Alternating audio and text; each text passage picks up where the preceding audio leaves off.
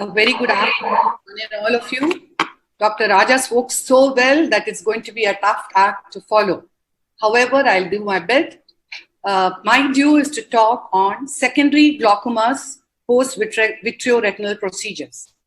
Essentially, the anatomy of the eye and the proximity of the structures and the very fact that they share the same microcirculation makes it critical for us to understand that any procedure on one is likely to impact the other. In other words, be it a vitreoretinal procedure or an intravitreal gas or a silicone oil, each of this have a bearing in cascading a secondary glaucoma. So we need to be wary. Now, as far as being cautious, do we need to be cautious very early on or much later? There are different manifestations of how glaucoma sets in these eyes. With an intraocular gas expansion, you could have an acute IOP rise with a pupillary block. A tight buckle could press on the vortex vein, could cause ciliary body edema, could cause anterior rotation of the ciliary processes, a lens shift of the lens iris diaphragm, and a secondary angle closure. A silicone oil overfill could cause a pupillary block and later cause worsening in the trabecular meshwork damage. A steroid-induced glaucoma would be so unnoticed, but it will creep in slowly and gradually and come with a flow. Very advanced glaucomatous optic neuropathy, inflammatory, any surgical procedure could have its inflammatory impact with a spillover into the anterior segment. Needless to say, malignant glaucoma, and most importantly, a pre-existent glaucoma could have been missed in these eyes. A late intraocular pressure rise could be something which happened gradually and insidiously or rapidly with collapse and closure of the angle, infiltration of the angle with silicone oil, and more importantly, the essential disease and the rubeosis and the neovascular glaucoma which develops in these eyes could all be the causative factors of a late intraocular pressure rise, which means we need to be careful as glaucoma surgeons to check the intraocular pressure at different time points, right from the beginning, understanding that retina and glaucoma do coexist to an extent. A thorough slit lamp evaluation with in mind that there could be IOP-related issues, a gonioscopy wherein indicated, and a UBM would often clinch the diagnosis whether it is actually a angle closure glaucoma, secondary angle closure glaucoma, when we need to manage differently. Looking at the disc is so important if the media allows, because you could be facing an advanced optic neuropathy and it might be too late and the damage could have been extensive. Visual fields may not help because of the media haze which could coexist, or some of the artifactual defects of the laser photocoagulation scars. And of course, OCT could help in indicated cases. So we need to discuss this piecemeal. An intraocular gas, what we need to understand is the expansile properties of intraocular gas. For an SF6 could double up its volume in 24 to 48 hours. A C3F8 can become 4 times its volume in 70 to 96 hours. So any situation which is going to increase the atmospheric pressure, be it an air travel, a mountain climb, a scuba diving, even a supine position, have to be totally avoided in these patients. In fact, you should advise these patients to have a face down head posture to avoid a pressure rise, avoid air travel. We need to start them on aqueous suppressants. If there is a pupillary block element, we do a YAG PI. And if the IOP continues to be high, do not hesitate to do a paracentesis and relieve a little bit of the gas. The next component is the silicone oil-induced glaucoma. Now, what could happen here is, it could be that the inferior iris from behind the aqueous tends to push the iris, and this pushes the silicone oil out through the pupil and creating a pupillary block.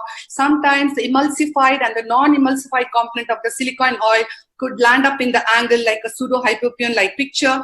We need to remember here that silicone oil could be low viscosity and high viscosity. Commonly, the low viscosity is used, the high viscosity being used wherein you expect a reed detachment or advanced retinal damage is there. And the low viscosity silicone oil tends to emulsify more, and more the emulsification, more the chances of these moving on to the trabecular meshwork and causing advanced glaucoma. But again, if these interventions of removing the silicone oil is done within 3 to 4 or 5 months, that is when the emulsification sets in, and you could avoid this emulsification and the process of spread into the angle and greater damage. Again, it could be just rubeosis, which could be the underlying feature, which could coexist with a silicone oil-induced glaucoma.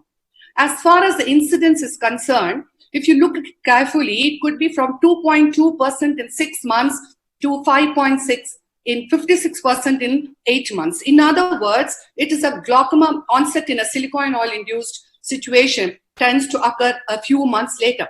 And the risk factors are again a pre-existing glaucoma, a diabetes, which is florid, and which is also adding on to the problem. In an aphakic eye, where there's an ease of access of the silicone oil from the vitreous cavity into the anterior chamber, and emulsified oil, which I already alluded to, and of course, rubeosis has to be kept in mind.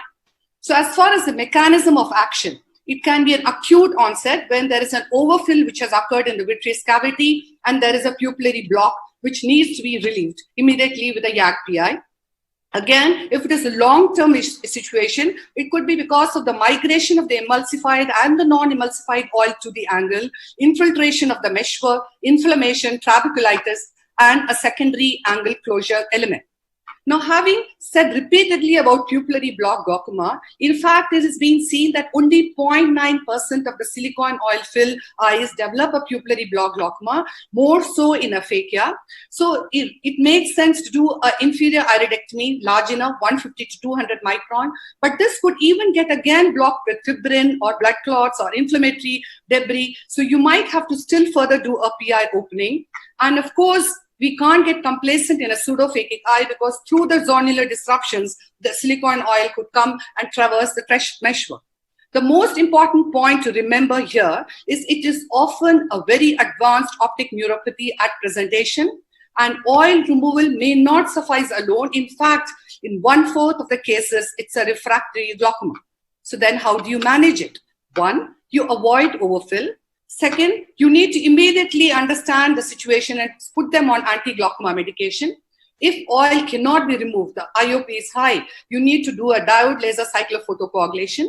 And early oil removal, if you know the retinal status is fine and the retinal surgeon advises, go ahead and have it removed. That itself would be effective in 50% of the situation. Again, a superior trap or a superior glaucoma drainage device will not help because the silicone oil can block the ostium or block the tube.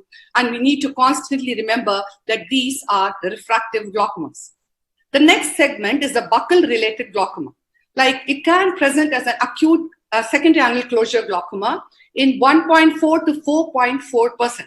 I had earlier alluded to how the whole process gets initiated. Compression of the vortex vein, then a choroidal effusion, exudation in the choroidal, suprachoroidal space, then edema of the ciliary body, anterior rotation of the ciliary body, anterior displacement of the lens iris diaphragm, and a secondary angle closure glaucoma, and uveum would clinch the diagnosis. Again, the incidence could be anything from 1.4 to 4.4%. We need to remember that a narrow angle eye is itself a risk factor, and encircling band, and that too plus anterior to the equator, is another major risk factor. High myopes somehow coexist with the possibility of retinal detachment, and a glaucoma have to be watched, and a post-op ciliochoroidal detachment is another causative factor. In fact, you would see that some of these actually spontaneously resolve if you keep them on topical and systemic steroids and cycloplegics, which causes a posterior shift of the lens iris diaphragm and relieves the secondary angle closure element. You need to start them on aqueous suppressants. You need to be vigilant, discuss with your retinal surgeon and advise him to, if it is feasible, to loosen or cut the buccal. It is a clear-cut indication to do a laser iridoplasty, and a YAG-PI may not help. Trabeculectomy may not work, and a GDD only would be needed because of the extensive scarring post-buccal procedure. Now, this is a video which I'm actually going to run very fast. Essentially, what I want to explain is because of the retinal hardware, that inferior fornix is very shortened, and then it becomes so extremely difficult to actually grip the muscle, and then you're stuck with a large retinal hardware to be placed, an RD implant. You might find it so difficult because of the crowding of the retinal hardware that you're not able to place it. And then you may be even forced to trim it, as it was done in this case. And then you went on to ligate the suture, and then you go on to creating an entry into the AC and creating a scleral cover over it, scleral patch graft over it. So then what are the challenges of a glaucoma drainage device in an eye with a retinal hardware? You might find it difficult to hook the muscle, which I already alluded to. You might have to place the tube to the encircling band. You might have to place it over the buccal, under the buccal. You might have to cut the overlying capsule and place it there. And you should be prepared. And with an RD implant, it is possible to trim it to avoid crowding the eye. The other factors which we need to consider, which are associated with glaucoma in a vitreoretinal procedure, is that oxygen tension is always higher gradient, close to the retina and less away towards the lens. And if you have done a vitrectomy procedure, there is a free passage or diffusion of the oxygen-free radical to the lens surface, and the lens tends to get cataractous. If the lens has been removed, there's even more easy egress of this oxygen radical to move on towards the trabecular meshwork and create trabecular dysfunction and glaucoma. And the number of interventions, more are the chances. So as far as a post-vitrectomy procedure, it could have a manifestation as an open angle mechanism, as the various things I described, or a closed angle mechanism, or it could be a combination of both. The next segment to cover is the steroid-induced glaucoma, which occurs. We all know that it has an anti-inflammatory role and an anti-angiogenic role. And we have heard about macular edema with diabetic retinopathy, post-infectious uveitis, all needing treatment with steroids. It could be IV injections, it could be sustained release implants and long-term delivery system, repeated dosing. And it goes without saying that we need to be very wary of an intraocular pressure elevation. We also need to understand the population we are handling. There could be non-responders where the IOP doesn't rise much. There could be intermediate responders where the IOP could hike up to 6 to 15 millimeters, or an IOP going up to 20 to 31, where we need to be cautious and follow up. And those are high responders where we need to jump and treat. Again, as far as the dynamics of steroid-induced glaucoma, it could be an immediate short course or a long-term elevation. Now, if you also need to understand that an immediate short course has an immediate increase in the volume because of the injection, and this is more aggravated in a small eye, in a faking eye, or if you have given large volume of injection. Again, the other way of a direct volume effect, we need to also keep in mind that this peak occurs in 15 to 20 minutes. And it could be such a hike of intraocular pressure, there could be significant ganglion cell damage and vascular compromise. So you need to be aware and be ready to start an anti-glaucoma medication, do paracentesis in vulnerable eyes, and please check intraocular pressure 30 minutes after the injection. The other reason for an immediate hike would be like IVTA. What can happen?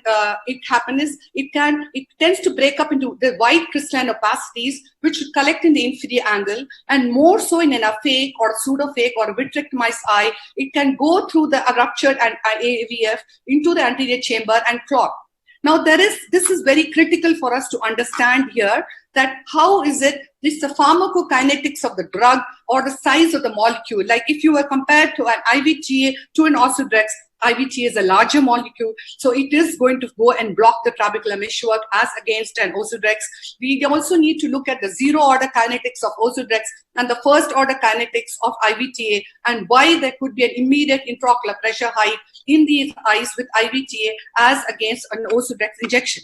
A long-term disease effects of the steroid-induced glaucoma could be increased accumulation of extracellular material in the trabecular meshwork, inhibition of phagocytic activity, increased expressions of the destructive enzymes, total disorganization of the cytoskeletal structure, and all of this could be harbinger of a late onset glaucoma.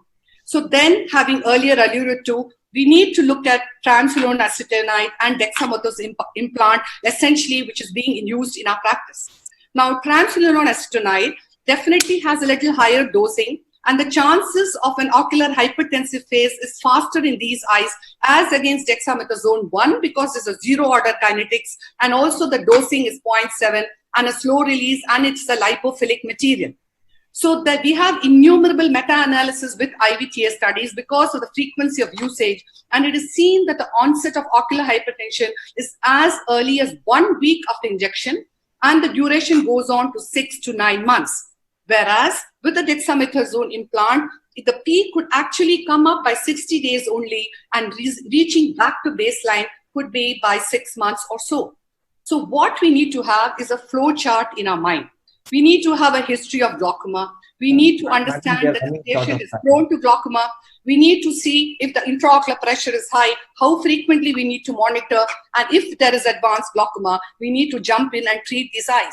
In fact, it's the IVTA eyes where surgery needs is more than in an Ozurdex eye, and the management, as I've alluded to, is from medical to ALT or SLT or surgical. The last area of discussion is the anti-VEGF injections which are given. And believe me, it has hardly been a cause of causing glaucoma unless there are multiple injections which are given. And more often, glaucoma in these eyes is because of the basic underlying disease. So essentially, I would like to conclude saying that there are multiple causes of a secondary glaucoma in a post-vitrectomy surgical procedure or intramedullary injections. So we need to appropriately manage these eyes, have a very close vigil at the onset so that you have a safer visual outcome. Thank you.